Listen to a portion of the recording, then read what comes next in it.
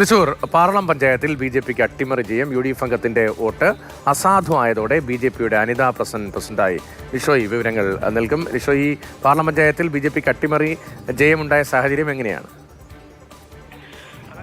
പഞ്ചായത്തിന്റെ രൂപീകരണം മുതൽ ഇതുവരേക്കും ബി.ജെ.പിക്ക് പഞ്ചായത്തിന്റെ ഭരണം നേടാനായി കഴിഞ്ഞിട്ടില്ല. എൽ.ഡി.എഫും യു.ഡി.എഫും മാറി മാറിയാണ് ഇവിടെ ഭരിച്ചിരുന്നത്. പക്ഷേ ഇത്തവണ പഞ്ചായത്തിൽ വലിയ മുന്നേറ്റം ബി.ജെ.പി കാഴ്ചവെക്കുകയും ചെയ്തിട്ടുണ്ടായിരുന്നു. ബി.ജെ.പിയും അതുപോലെ തന്നെ യു.ഡി.എഫും സമാസമമായിരുന്നു പഞ്ചായത്തിലെ കക്ഷിനില ഉണ്ടായിരുന്നത്. കഴിഞ്ഞ തവണ ഭരണം നടത്തിയിരുന്ന എൽ.ഡി.എഫിന് പക്ഷേ മൂന്നാം സ്ഥാനത്തേക്ക് ഇവിടെ പിന്തള്ളപ്പെടേണ്ടി വന്നു. 6 വീതം സീറ്റുകളാണ് രണ്ട് മുന്നണിക്കും, അതായത് എൽ.ഡി.എഫിനും യു.ഡി.എഫിനും എൻ.ഡി.എക്കും യു.ഡി.എഫിനും അവിടെ ലഭിച്ചിരുന്നത്. ഇതിൽ യു.ഡി.എഫ് അംഗത്തിന്റെ വോട്ട് അസാധുവായി. അങ്ങനെ ഈ തെരഞ്ഞെടുപ്പ് വോട്ടെടുപ്പിൽ 6 അംഗങ്ങൾ ഉള്ള 6 വോട്ടുകൾ നേടിക്കൊണ്ട് ബി.ജെ.പിയുടെ അനിത പഞ്ചായത്ത് പ്രസിഡന്റ് സ്ഥാനത്ത് വിജയിക്കുകയായിരുന്നു. യു.ഡി.എഫിന് പഞ്ചായത്ത് പ്രസിഡന്റ് സ്ഥാനാർത്ഥിക്ക് 5 വോട്ടുകൾ മാത്രമാണ് ലഭിച്ചത്. അതായത് 1 വോട്ട് അസാധുവാവുകയും ചെയ്തു.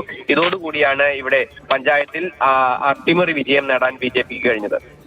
ശരി, എം.എസ്. ലിഷോയാണ് തൃശൂർ പാർളം പഞ്ചായത്തിലെ ബി.ജെ.പിയുടെ അട്ടിമറി വിജയത്തിന്റെ വിശദാംശങ്ങൾ തൃശൂരിൽ നിന്നും നൽകിയത്.